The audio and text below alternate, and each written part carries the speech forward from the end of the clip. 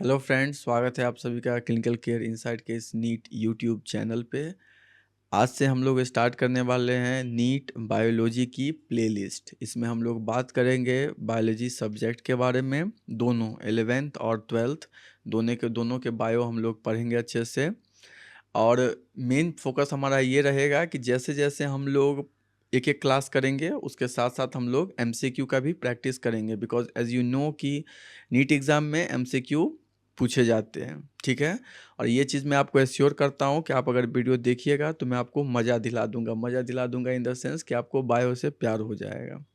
ठीक है, तो आज जो पहला चैप्टर है जो हम स्टार्ट करने वाले हैं उसका नाम है, जैसे आप देख पा रहे हैं, इसका नाम है principle of inheritance and variation.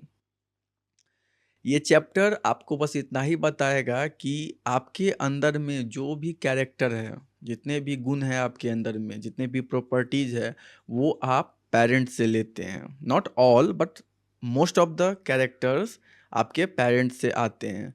तो कैसे पेरेंट्स से आपके पास आते हैं, ठीक है, और इस आने के दौरान क्या क्या चीज़ होता है उस कैरेक्टर के साथ, कौन वो कैरेक्टर को अपने ऊपर ढोता है, कौन कैरी करता है, अपार्ट फ्रॉम दैट क्या डिस्टरबेंस हो जाता है उस कैरेक्टर को लाने टाइम में, ये सारा स्टोरी हम लोग डिस्कस करेंगे इस चैप्टर के अंदर में। इस चैप्टर का नाम principle of inheritance and variation इसलिए रखा गया है क्योंकि इनहेरिटेंस का मतलब होता है एक ऐसा प्रोसेस, ओके, जो इंश्योर करता है कैरेक्टर का ट्रांसमिशन एक जनरेशन से दूसरे जनरेशन तक आने में। ठीक है, वेरिएशन का मतलब ये होता है कि जब कैरेक्टर आ रहा है एक जनरेशन से दूसरे जनरेशन में तो वो एज इट इज़ नहीं आ जाता है, उसके अंदर में कुछ कुछ चेंजेस होता है। तो वो सारे डिग्री ऑफ चेंजेस को हम लोग वेरिएशन बोलते हैं। ठीक, ये चैप्टर जेनेटिक्स यूनिट के अंदर में आता है, और जेनेटिक्स एक मेडिकल स्पेशलिटी है, एक ब्रांच है जिसके अंदर में हम लोग इनहेरिटेंस और वेरिएशंस के बारे में पढ़ते हैं। क्लियर? तो ये हो गया चैप्टर का इंट्रोडक्शन। अब हम लोग बढ़ते हैं और डिस्कस करते हैं कि आज की क्लास में हम लोग क्या क्या पढ़ेंगे। तो here is the chapter outline. पहले हम लोग जेनेटिक्स के बारे में समझेंगे कि जेनेटिक्स क्या होता है। ठीक है, उसके बाद हम लोग पढ़ेंगे कि ये जो कैरेक्टर आता है एक जनरेशन से दूसरे जनरेशन में, ये एक पैटर्न को फॉलो करता है एक्चुअली। ठीक है, ये क्या करता है, एक पैटर्न को फॉलो करता है। तो ये जो पैटर्न को फॉलो करता है उसके ऊपर में कुछ कुछ जो बायोलॉजिस्ट थे उन्होंने लॉज बना दिए, उन्होंने एक नियम बना दिया है।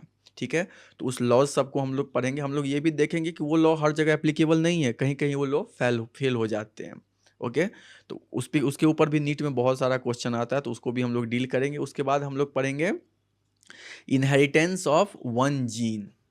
ठीक है, इनहेरिटेंस ऑफ वन जीन की अगर एक जीन आता है, आपको मैं अभी तो थोड़ा सा ये आइडिया बता दूं कि आपके ऊपर में बहुत सारा जीन है, मीन्स आपके जो शरीर है उस शरीर को चलाने के लिए, शरीर को एक अच्छा शेप सब कुछ देने के लिए आपके अंदर में बहुत सारे जीन हैं। तो पहला हम लोग पढ़ेंगे कि एक जीन कैसे एक जनरेशन से दूसरे जनरेशन में उतरता है, आता है और एक्सप्रेस होता है। ठीक है, उसके बाद हम लोग पढ़ेंगे दो जीन का इनहेरिटेंस। ठीक, उसके बाद हम लोग पढ़ेंगे सेक्स डिटर्मिनेशंस के बारे में, मतलब कि आप जानते हैं कि मनुष्य का दो जाति होता है, मेल और फीमेल मोस्टली। तो ये मेल और फीमेल कैसे हम लोग बताते हैं जेनेटिकली, उसके बारे में हम लोग डिस्कस करेंगे। एंड अपार्ट फ्रॉम दैट हम लोग कुछ कुछ छोटे छोटे एविएट्स के बारे में देखेंगे, जो बर्ड्स होते हैं उसके अंदर में कैसे सेक्स डिटर्मिनेशन होता है, हनी बी मधुमक्खी जो होता है उसके अंदर में कैसे सेक्स डिटर्मिनेशन होता है, उसके बारे में भी हम लोग डिटेल में डिस्कस करेंगे। उसके बाद हम लोग पढ़ेंगे कि ये जो जीन एक जनरेशन से दूसरे जनरेशन में ट्रांसफ़र हो रहा है, ट्रांसमिशन जिसका हो रहा है, वो हमेशा लाइक नॉर्मली प्यार से नहीं आ जाता है। कभी कभी उसको प्रॉब्लम्स फेस करने पड़ते हैं, और कभी कभी ऐसा प्रॉब्लम फेस करना पड़ता है कि बेचारा अपना कैरेक्टर ही भूल जाता है, उसके अंदर में एबनॉर्मल कैरेक्टर आ जाते हैं जिसे हम लोग म्यूटेशंस के नाम से जानते हैं। लेकिन एक चीज़ आप ध्यान में रखिए कि म्यूटेशन हमेशा लाइक ऐसे प्रॉब्लमेटिक ही नहीं होता है, कभी कभी म्यूटेशन अच्छा वाला भी होता है। So will discuss the two types of mutation, we call it good mutation, another one is the bad mutation. Clear? Then हम लोग पढ़ेंगे कि ये म्यूटेशंस के कारण हो क्या जाता है, जो खराब वाला म्यूटेशन है उसके कारण क्या हो जाता है, तो उसके कारण हो जाता है भाई साहब जेनेटिक डिसऑर्डर। ठीक है, जिसका जल्द कोई इलाज ही नहीं है। Most of the genetic disorders are, you can say, incurable, non curable we can say. ठीक है, जिसे क्योर नहीं कर सकते, जिसका इलाज नहीं है। Only we can supportive therapy देके पेशेंट्स का लाइफ को थोड़ा दिन और बढ़ा सकते हैं, प्रोलॉन्ग कर सकते हैं। ठीक, तो हम लोग उस जेनेटिक डिसऑर्डर्स के बारे में पढ़ेंगे। और एक ये जो स्पेसिफिक है कि टारगेट नीट फाइनल 5 मीन्स हर एक क्लास के बाद मैं आपको 5 मिनिमम एमसीक्यू करवाऊंगा। जो मैं पढ़ाऊंगा उसके ऊपर का ही एमसीक्यू रहेगा। आपको बस इतना ही करना है कि आप एक कॉपी ले लीजिए, एक पेन ले लीजिए और आराम से शांति से बैठ जाइए, मुझे सुनिए, स्लाइड्स को देखिए और नोट्स बनाइए। बाकी ऑन योर डिमांड मैं आपको स्लाइड्स भी प्रोवाइड कर सकता हूँ, ठीक है। और else you can make the running notes because I will discuss something which is beyond this slides. Okay, ये मेरा है कि लाइक मैं बोलते बोलते बहुत कुछ एक्सप्लेन कर देता हूँ, सो आप वो भी समझिए, क्योंकि आपको इंटरेस्ट जगाना है ना सब्जेक्ट में, आपको ऐसे रटना नहीं है। अगर रटने के क्रम में चलिएगा, अगर उसके सीक्वेंस में आप चलिएगा तो बस आपको तो एक एक चीज़ वो स्लाइड्स का उतारना पड़ेगा, नोट्स बनाना पड़ेगा। But you catch my words first. Okay, अगर आपको मेरा वर्ड्स हिट करता है दिमाग में तो डोंट एस्केप ये बोल के कि हाँ ये एग्ज़ाम के बियॉन्ड है, ये एग्ज़ाम में नहीं आएगा, ऐसा मत कीजिए। अगर ऐसा कीजिएगा तो आपको फिर वो सब्जेक्ट से प्यार नहीं हो पाएगा, ठीक है। तो अब एक एक पहलू को, एक एक सब चीज़ को अच्छे से बारीकी से पढ़िए और आपको जहाँ और जानने का मन है आप हमें कमेंट के माध्यम से, कमेंट के मीडियम से बता सकते हैं। हम आपको उस डाउट का क्लेरिफिकेशन भी देंगे, ठीक है। So without wasting the time, let's move and discuss the first slide. So first is the definition of inheritance. Okay, as you see, the first is the definition of inheritance. तो पहला जो आप देख पा रहे हैं इसके अंदर में, तो आपको यहाँ पे ये समझना पड़ेगा कि ये एक प्रोसेस होता है, ठीक है। इनहेरिटेंस एक प्रोसेस होता है जिसके द्वारा कैरेक्टर्स, ठीक है, कैरेक्टर ट्रांसफर्ड होते हैं एक जनरेशन से, ठीक है। कैरेक्टर ट्रांसफ़र होते हैं एक जनरेशन से दूसरे जनरेशन में, fine, one generation to the next generation, ठीक है। और इस प्रोसेस को जैसे मैंने डिफाइन किया, इसी को हम लोग क्या बोलते हैं, इनहेरिटेंस, ठीक है। और इस ब्रांच को हेरिडिटी भी बोला जाता है।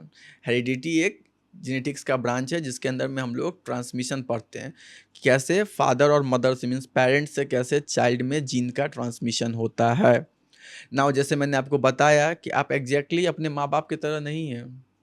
आपका नाक, आपका कान, आपका मुंह कुछ एक्सटेंड तक ही आपके पेरेंट्स से मिलते होंगे और कुछ में भी आपके जो फोर फादर हैं उनसे भी थोड़े थोड़े मिलते होंगे, बट एग्जैक्ट आप कार्बन कॉपी नहीं है, क्योंकि आपके अंदर में जो कैरेक्टर आ रहा है वो दो लोगों का कैरेक्टर है, आपके मदर का भी फादर का भी, maternal and paternal, both the characters are transferred to you. Okay, and ये जब ये दो कैरेक्टर आते हैं तो ये दो कैरेक्टर माता और पिता के आपस में जुड़ते हैं, ठीक है, आपस में एक्सचेंज करते हैं और एक नए तरह का प्रोडक्ट बनाते हैं, एक नए तरह का कैरेक्टर बनाते हैं, ठीक है, जिसको हम लोग बोलते हैं रिकॉम्बिनेंट कैरेक्टर।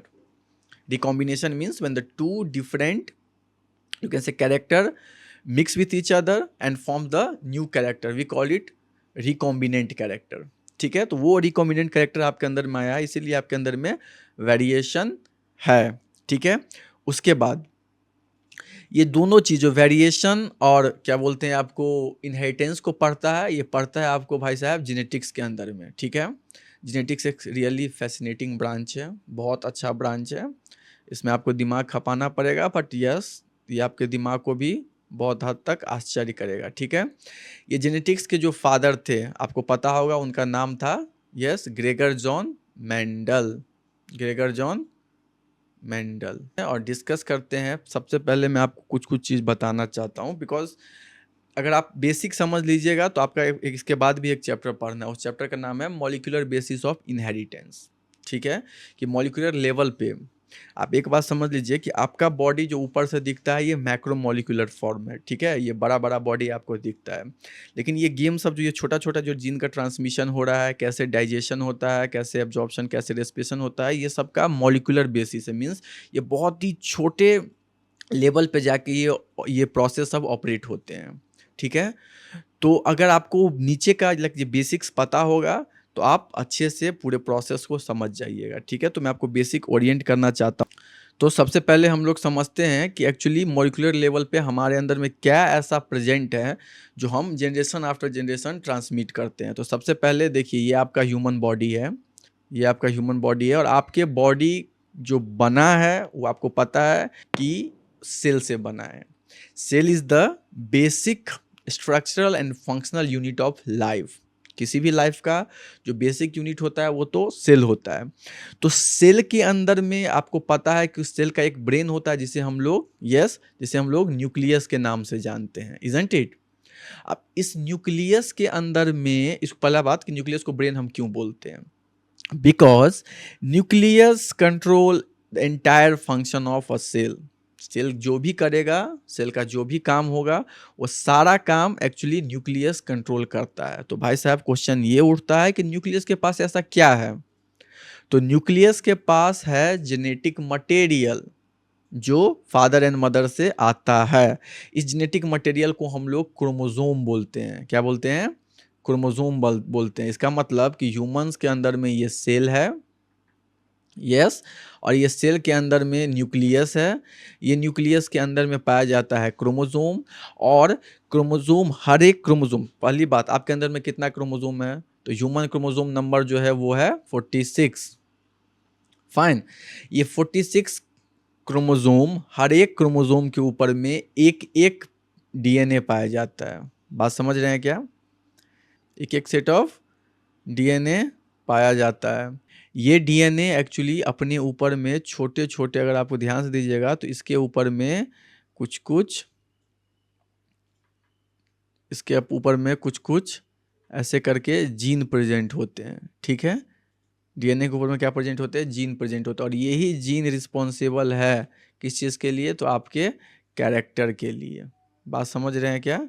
यही जीन रिस्पॉन्सिबल है आपके कैरेक्टर के लिए। तो ये जो डीएनए होता है, ये डीएनए न्यूक्लियोटाइड का बना होता है।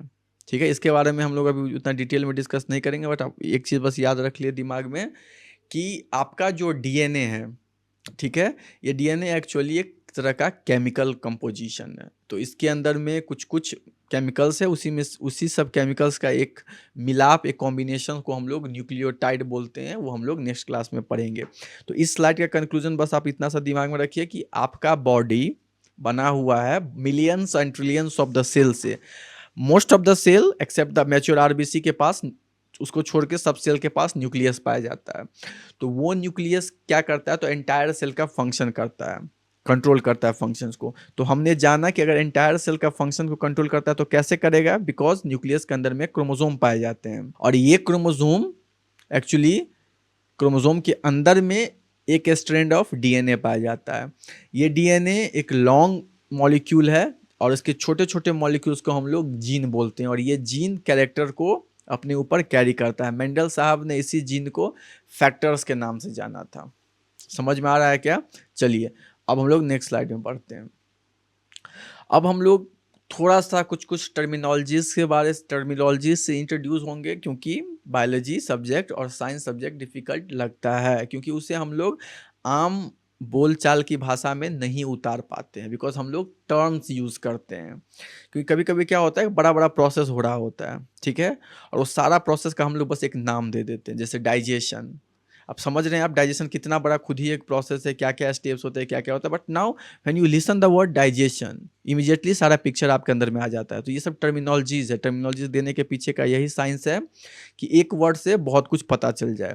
क्योंकि जब कभी आप टेक्स्ट बुक पढ़ेंगे तो आपको अगर डाइजेशन नहीं लिख के सारा चीज़ लिखेगा कि खाना मुंह में लेते हैं, अंदर जाता है and all the stuff, then it will be a very big literature, no, बहुत सा बड़ा चैप्टर बन जाएगा। तो हम लोग टर्मिनोलॉजीज यूज़ करके चैप्टर को शॉर्ट हैंड करते हैं और चीज़ों को ईजिली ग्रैप्स कर पाते हैं, ईजिली हम लोग कैच कर पाते हैं। ठीक है, तो जेनेटिक्स में ऐसे ही, जेनेटिक्स के अंदर में भी बहुत सारा टर्मिनोलॉजीज है, बट या for our sake of study में हम लोग कुछ कुछ बस इंट्रोड्यूस होंगे, कुछ कुछ क्या बोलते हैं टर्मिनोलॉजीज से। ठीक है, तो आप पहला बात जैसे मैंने आपको बता दिया कि आप एक चीज़ दिमाग में रख लीजिए,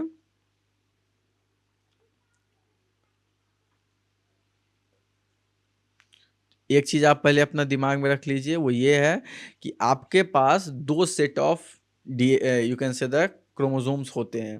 एक क्रोमोसोम्स आप लोग किससे लेते हैं? तो आप लोग एक लेते हैं फादर से, यस, और एक क्रोमोसोम आपके पास आता है, वो आता है आपके मदर से।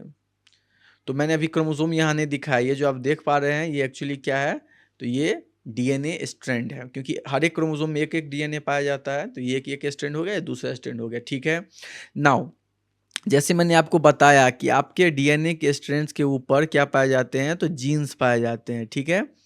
इस डीएनए के ऊपर में भी जीन्स पाए जाते हैं और इस डीएनए के ऊपर में भी जीन्स पाए जाते हैं, जो मदर्स लेते हैं उसका भी, जो फादर्स लेते हैं उसका भी। नाउ जीन जिस लोकेशन पे प्रेजेंट होते हैं उसको हम लोग, पहला टर्मिनोलॉजी, उसको हम लोग क्या बोलते हैं, लोकाई।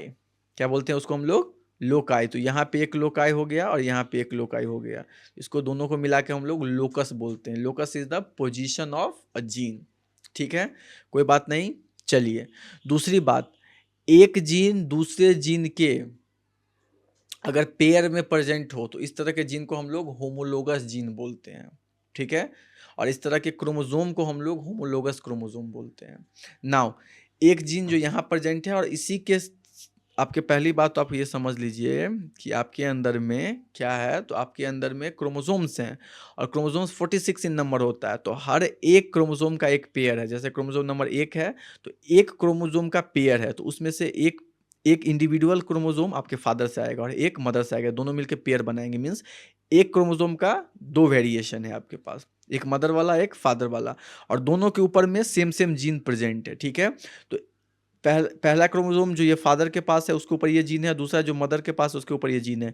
ये दोनों को मिला के हम लोग क्या बोलते हैं, एलील्स। इन दोनों के बीच एक स्पेशल रिलेशनशिप है, एलीलिक रिलेशनशिप, ठीक है? They are allelic to each other, दोनों एलील्स हैं। तो आप एलील्स भी यूज वर्ड समझिएगा। नाउ ये एलील्स क्या करते हैं, तो ये एक तरह के कैरेक्टर्स दिखाते हैं। मे बी ये जीन दोनों रिस्पॉन्सिबल है बच्चे का हाइट डिटरमाइन करने के लिए। तो हम लोग क्या बोलेंगे ये दोनों जीन को, height allele gene, height allelic gene, ठीक है? एलील जीन का ही फॉर्म्स है, कोई दिक्कत नहीं। चलिए उसके बाद हम लोग पढ़ते हैं एक अनदर कॉन्सेप्ट जिसको हम लोग डोमिनेंस और रिसेसिवनेस के नाम से जानते हैं। डोमिनेंस एंड रिसेसिवनेस होता क्या है, जो जैसे आम जिंदगी में भी जो होता है, कॉमन लाइफस्टाइल एक्सपीरियंस भी आपको होगा, वो ये है कि डोमिनेंट एंड रिसेसिवनेस मतलब कि कहीं कहीं आप डोमिनेंट होते हैं और दूसरा रिसेसिव बन जाता है, ठीक है? कहीं कहीं दूसरा डोमिनेंट होता है और आप रिसेसिव बन जाते हैं। मीन्स कि आपने कुछ बोला, ठीक है, मुझे खाना है, दूसरा भी इंसान बोलता है मुझे खाना है, तो आपको खाना जल्दी मिल गया, it means what, you are dominant here. और जिसको खाना थोड़ा लेट से मिल, बिकॉज दोनों साथ में ही बोले थे, लेकिन आपको खाना पहले मिल गया, दूसरे को खाना थोड़ा देर से मिला, ठीक है? तो ये दोनों जो आपको जल्दी मिल गया तो इसके लिए आप डोमिनेंट बन गए। दूसरा जिसको जल्दी नहीं मिला वो आपसे नीचे चला गया, तो क्या हो गया, वो रिसेसिव हो गया। मीन्स आपका बात उजागर हो गया, हाईलाइट हो गया, और दूसरे का बात छिप गया। तो यही होता है डोमिनेंट जीन का मतलब, वो जीन जो अपना कैरेक्टर शो कर दे, ठीक है? रिसेसिव जीन वो अपना कैरेक्टर डोमिनेंट के प्रेजेंस में नहीं कर पाया, लेकिन जब उसी के तरह का एक दूसरा था जिस दोनों को साथ में ही खाना मिला, तो दोनों का क्या होता है, तो दोनों का गुण दिख जाता है, दोनों का कैरेक्टर दिख जाता है। अब बात समझ रहे हैं क्या? डोमिनेंट का मतलब कि उसका कैरेक्टर ऑलवेज दिखेगा। अगर वो एक लंबा है, डोमिनेंट वाला अगर लंबा है, और एक क्या बोलते हैं आपको, रिसेसिव वाला अगर कुछ चीज़ छोटा है, तो दोनों को अगर हम लोग सामने रखते हैं, साथ में रखते हैं, तो डोमिनेंट वाला ही दिखेगा, छोटा वाला नहीं दिखेगा। नेक्स्ट जनरेशन में भी यही कहानी होने वाला है, ठीक है? बट रिसेसिव के केस में क्या है कि डोमिनेंट रहेगा तो उसका छोटा वाला हाइट नहीं दिखेगा, लेकिन उसी के तरह का दूसरा एक रिसेसिव रहेगा तो दोनों का हाइट छोटा वाला दिखेगा। समझ गए? This is what we call it as the dominance and recessiveness. Fine. Now होता यही है, बस अगर आपको और अच्छे से समझना है तो आपको एक चीज़ दिमाग में रखना पड़ेगा कि हमारे अंदर में एक जीन्स है, वो दो तरह के बिहेवियर शो करते हैं। एक को बोलते हैं हम लोग सिस्टरली बिहेवियर, और एक को बोलते हैं हम लोग यस ब्रदरली बिहेवियर। तो जो सिस्टरली वाला बिहेवियर होता है एंड ब्रदरली वाला बिहेवियर होता है, इस दोनों के बीच में कुछ कुछ अंतर है। वो पहला आप ये समझिए कि सिस्टर्स, एक सिस्टर दूसरे सिस्टर्स का बहुत ज़्यादा ख्याल रखते हैं। अगर एक बीमार पड़ जाए तो दूसरा उसका काम को कंपनसेट कर देता है। लेकिन ब्रदर वाला में क्या होता है, तो थोड़ा सा इसमें सीन हो जाता है। वो सीन ये होता है कि एक ब्रदर काम नहीं कर रहा, दूसरा बोलता है मैं भी नहीं काम करूंगा। अब बात समझ रहे हैं क्या? It means what, it means कि अगर आपके पास ब्रदर वाला जीन है, ठीक है, तो एक अगर बीमार पड़ गया तो दूसरा भी काम नहीं कर रहा है, दूसरा भी काम क्या बोलता है, नहीं कर रहा। लेकिन रिसेसिव के केस में क्या है कि अगर एक बीमार कर गया तो दूसरा उसको कंपनसेट कर देगा। बात समझ रहे हैं? चलिए, तो ये तो हो गया आपको बात डोमिनेंस एंड रिसेसिवनेस का।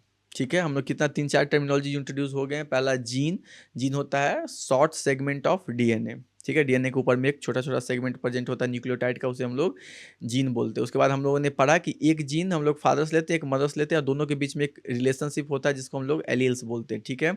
उसके बाद हम लोगों ने पढ़ा कि कुछ जीन्स डोमिनेंट होते हैं, कुछ रिसेसिव होते हैं, ठीक है। तो डोमिनेंट वाला जो जीन है वो जीन रिसेसिव जीन के फंक्शन को मार्क्स कर देता है, हाइड कर देता है, ठीक है, और उसके कैरेक्टर्स को दिखने नहीं देता है। लेकिन अगर जब हम लोग दो रिसेसिव जीन को आपस में क्रॉस करवाते हैं तो दोनों का कैरेक्टर परसिस्टेंट रहता है, मीन्स दिखता है नेक्स्ट जनरेशन में भी। दूसरा हम लोगों ने पढ़ा कि डोमिनेंट वाला जीन का ब्रदरली वाला रिलेशनशिप है, कि मतलब अगर एक बीमार हो गया तो दूसरा भी भाई साहब अंठिया देगा काम को, मतलब नेगलेक्ट कर देगा कि मैं भी नहीं करूँगा, और तुम नहीं कर रहा तो मैं भी नहीं करूँगा। लेकिन सिस्टरली वाला जो जीन है हमारे बॉडी में, वो क्या है, तो अगर एक सिस्टर बीमार पड़ेगा तो दूसरा उसका कुछ काम कर देगा। तो ये ब्रदरली वाला रिलेशनशिप एक्चुअली डोमिनेंट जीन के लिए बोला गया है, ठीक है, वो जीन डोमिनेंट वाला जीन है। इसीलिए जो बीमारी में डोमिनेंट वाला जीन अगर परेशान हो जाता है, जिसमें डोमिनेंट वाला में डिस्टर्बेंस हो जाता है, तो वो बीमारी जल्दी दिख जाता है, उसका साइन एंड सिम्टम जल्दी दिख जाता है। लेकिन अगर रिसेसिव वाला में होगा तो कैरियर बन जाता है, क्योंकि एक सिस्टर तो है ना, वो आधा अधूरा काम तो करेगा, तो वो रिसेसिव हो जाता है। सो this is about the dominance and recessiveness. And हम लोग आगे डिस्कस करते हैं, उसका नाम है होमोजाइगोसिटी एंड हेट्रोजाइगोसिटी। होमोजाइगोसिटी का मतलब होता है कि अगर एक जीन यहाँ है और दूसरा जीन यहाँ है, अगर दोनों रिस्पॉन्सिबल है टॉल के लिए, ठीक है, सपोज द टॉल को हम लोग रिप्रेजेंट करते हैं, जस्ट अ सेक, ओके,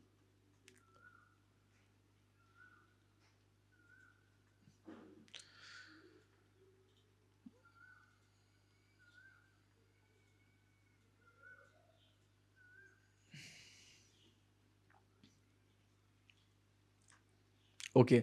अब हम लोग पढ़ते हैं होमोजाइगोसिटी एंड हेट्रोजाइगोसिटी के बारे में। होमोजाइगोसिटी का मतलब होता है कि अगर मान के चलिए यहाँ पे एक जीन है, ठीक है, और यहाँ पे भी एक जीन है, अगर दोनों जीन रिस्पॉन्सिबल है टॉल हाइट के लिए, टॉल हाइट को रिप्रेजेंट किया जाता है कैपिटल टी से, ठीक है, टॉल हाइट के लिए मतलब हमारे पास एक टी इधर से आता है और एक टी इधर से आता है, तो हमारे पास क्या हो गया, तो हमारे पास दो टी हो गया। तो ये दोनों टी एक्चुअली डोमिनेंट है, तो ये क्या हो जाएगा, homozygous. What it is the homozygous. लेकिन अगर यहाँ पे जो जीन प्रेजेंट है वो कैपिटल टी है, मीन्स टॉल वाला टी है, और यहाँ पे जो जीन प्रेजेंट है वो ड्वार्फ के लिए है, मतलब कि ये स्मॉल टी है, तो ये हो जाएगा आपको heterozygous. This is the homozygosity, this is the heterozygosity. Clear. तो ये कुछ कुछ टर्मिनोलॉजीज था जिसे हमने डिस्कस किया। अब हम आगे बढ़ते हैं और डिस्कस करते हैं मेंडल साहब के बारे में। मेंडल साहब का नाम ये पायनियर नेम में आता है, मतलब पहला नेम इसका इसीलिए आता है कि मेंडल साहब ने एक्सपेरिमेंट किया था, ओके, और इन्होंने एक्चुअली जेनेटिक्स का बेस तैयार किया था। सब्जेक्ट जेनेटिक्स का क्या किया इन्होंने बेस तैयार किया on the basis of their experimental result. तो भाई साहब ये थे एक तरह के पुजारी, एक तरह के ये पादरी थे, ठीक है, ये एक चर्च के साथ जुड़े हुए थे, और वहाँ पे जो एक गार्डन था, उस गार्डन में पी का प्लांट था, मीन्स कि मटर के पौधे थे। उस मटर के पौधे को इन्होंने बारीकी से ऑब्जर्व किया, डीपली ऑब्जर्वेशन किया, और ये कुछ कंक्लूजन के साथ आए, जिन्हें हम लोग मेंडल्स लॉ के नाम से जानते हैं, लॉज ऑफ इनहेरिटेंस के नाम से हम लोग जानते हैं। तो पहली बात कि इनका पूरा नाम ग्रेगर जॉन मेंडल है, ठीक है, और इनका जन्म 1822 में हुआ था, 1822 में हुआ था, और मेंडल साहब को फादर ऑफ जेनेटिक्स बोला जाता है, और 1884 में ये मर गए, ठीक है। ये जब मरे तो इनके काम के लिए इनको कोई भी अवार्ड नहीं दिया गया था। उसके पीछे का क्या लॉजिक है वो एनसीईआरटी में भी दिया और मैं भी आपको बताऊंगा, बट इतना बस आप ये याद रखिए कि ये बिना रिकॉग्निशन के ही मर गए थे, ठीक है। और इनका जो एक्सपेरिमेंटल मटेरियल था, that's very important for NEET point of view, उसे आप याद रखिए। उनके एक्सपेरिमेंटल मटेरियल को हम लोग बोलते हैं पाइसम सटाइवम, ठीक है, garden pea, okay, garden pea. चलिए, इसके बाद मेंडल का जो एक्सपेरिमेंट था, वो एक्सपेरिमेंट एक्चुअली था दो मटर के कैरेक्टर। इन्होंने ऐसे काम किया, देखिए इन्होंने लिया कैसे, तो इन्होंने 7 कैरेक्टर मटर के पौधे के ऊपर का डिफाइन किया, 7 कैरेक्टर्स टोटल। ओके, और इस 7 कैरेक्टर्स को फाइन, इन्होंने 7 कैरेक्टर मेंडल के पौधे का कैटलॉग किया, मतलब आइडेंटिफाई किया। एक कैरेक्टर था, मैं आपको पहले सातों कैरेक्टर बता देता हूँ। तो उन्होंने 7 कैरेक्टर लिया था, ठीक है। इसको हम लोग बोलते हैं कॉन्ट्रास्टिंग कैरेक्टर। क्या बोलते हैं? कॉन्ट्रास्टिंग कैरेक्टर, मतलब कि जिसका एक पेयर हो, जैसे कि टॉल वाला है तो दूसरा लिए थे जिसमें वो ड्वार्फ वाला हो, मतलब एक लंबा है तो एक बौना होना चाहिए, ठीक है। इसी तरह से उन्होंने सीड कलर लिया था कि अगर एक येलो होगा, अब यहाँ पे देख सकते हैं, अगर एक येलो है तो दूसरा ग्रीन हो।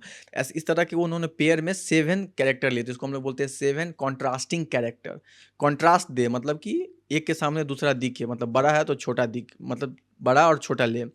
अगर एक येलो है तो उन्होंने ग्रीन लिया था, ठीक है। फिर अगर एक वायलेट कलर ऑफ फ्लावर है तो दूसरा उसका उन्होंने कॉन्ट्रास्टिंग कैरेक्टर वाइट वाला लिया था। इस तरह के उन्होंने 7 किया था। पहला था seed shape, round and wrinkle, दूसरा था seed colour yellow and green, तीसरा था flower colour violet and white, चौथा था pod shape full and constricted, उसके बाद था pod colour green and yellow, flower position axial and terminal, stem height tall and dwarf. समझ गए? इसको याद करना बहुत ईजी है। पहला आपको क्या दिखता है, अगर आप एक पौधा को देखते हो तो आपको क्या दिखता है? तो पौधे का हाइट दिखता है। तो आप याद रखिए स्टेम का हाइट, टॉल एंड ड्वार्फ, दो ही हाइट दिख सकते हैं कि बड़े या छोटे। उसके बाद आपको क्या दिखता है? तो फ्लावर दिखता है। तो फ्लावर आपको पोजीशन होता है, कोई फ्लावर ऊपर में टिप पे प्रेजेंट होते हैं, ठीक है, और कोई दोनों साइड में प्रेजेंट होते हैं। जो टिप में प्रेजेंट होते हैं उसको हम लोग एपिकल और एक्सियल फ्लावर बोलते हैं, ठीक है। और जो साइड में प्रेजेंट होते हैं उसको हम लोग टर्मिनल फ्लावर्स बोलते हैं, मतलब लास्ट में जो प्रेजेंट है उसे हम लोग टर्मिनल फ्लावर बोलते हैं, ठीक। उसके बाद आपको क्या दिखता है? तो आपको फल दिखता है प्लांट के अंदर में, मतलब कि पोड, पोड का मतलब फल, फली।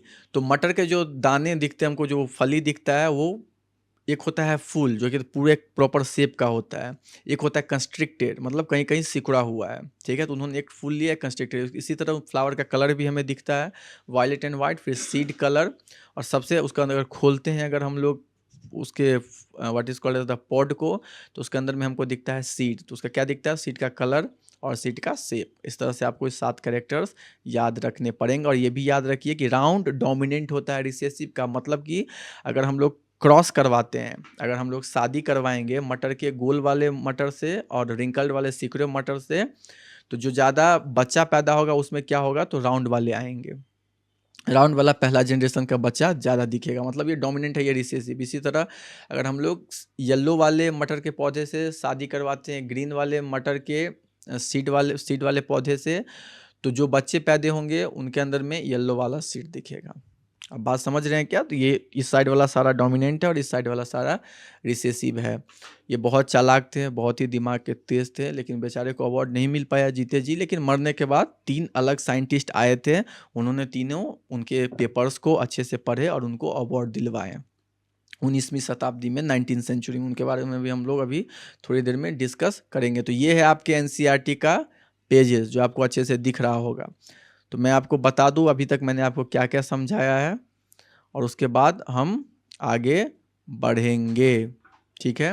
तो पहला चीज़ जो हम लोगों ने पढ़ लिया, जो पहला हमारे समझ में आ गया, वो ये लाइन मैंने आपको समझा दिया था कि क्यों हाथी हमेशा हाथी के बच्चे को ही जन्म देता है और क्यों मैंगो का प्लांट हमेशा मैंगो के सीड्स को ही देता है। द रीज़न इज़ दैट कि हर एक इंसान में, हर एक जीव जंतु में भगवान ने specific number of chromosome determined कर दिया है। तो ह्यूमन के अंदर में भी 46 है, तो हमारा जो बच्चे पैदा होंगे उसके अंदर में भी 46 ही पैदा होगा। तो हम कभी भी आम के पौधे को या कुत्ते के बच्चे को पैदा नहीं कर सकते, क्योंकि कुत्ते का क्रोमोसोम नंबर अलग होता है। दूसरी बात, हम लोगों ने पढ़ा कि ये जो ऑफस्प्रिंग, ये जो बच्चे बनते हैं, ये आइडेंटिकल नहीं होते हैं। हमारे केस में हम क्या करते हैं? तो हम लोग डिफरेंट लुक देते हैं, ठीक है। यहाँ तक कि अगर हमारे माँ बाप के 2 बच्चे हैं तो दोनों बच्चे, हम जो 2 भाई बहन हैं, दोनों का रूप रंग सोच विचार सारा चीज़ अलग अलग है। तो सिबलिंग्स के अंदर में भी क्या होते हैं?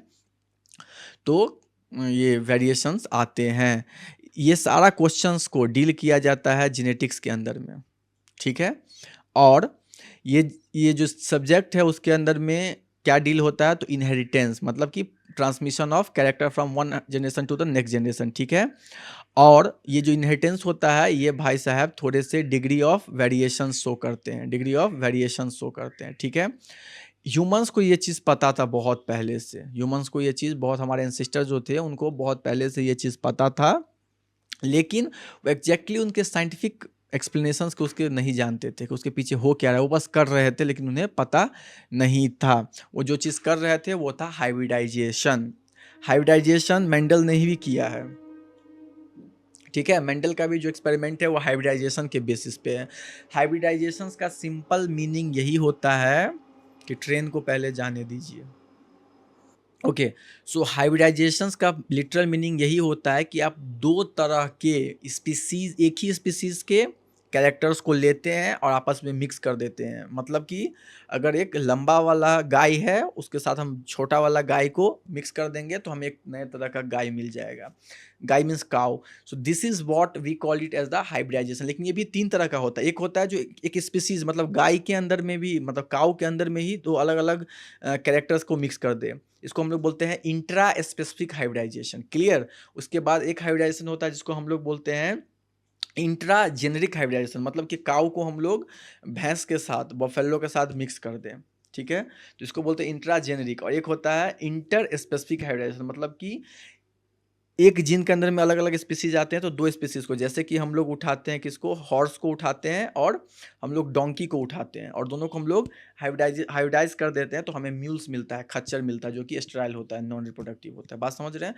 तो इस प्रोसेस को हम लोग हाइब्रिडाइजेशन करके हम लोग हाइब्रिड बनाते हैं, एक नए तरीके का प्रोजनी बनाते हैं। ठीक है, तो मेंडल साहब भी यही किए और हमारे एंसेस्टर भी यही कर रहे थे। बहुत टाइम तक उन्होंने ये वो चीज़ यही कर रहे थे, मतलब कि आर्टिफिशियली सिलेक्ट कर रहे थे, उनको जो चाहिए होता था वो सेलेक्ट करते थे और दोनों के बीच में वो लोग मेटिंग करवा देते थे। ठीक है, और इस तरह से हमारे पास एक वेल नोन एग्जाम्पल जिसको नाम है साहिवाल।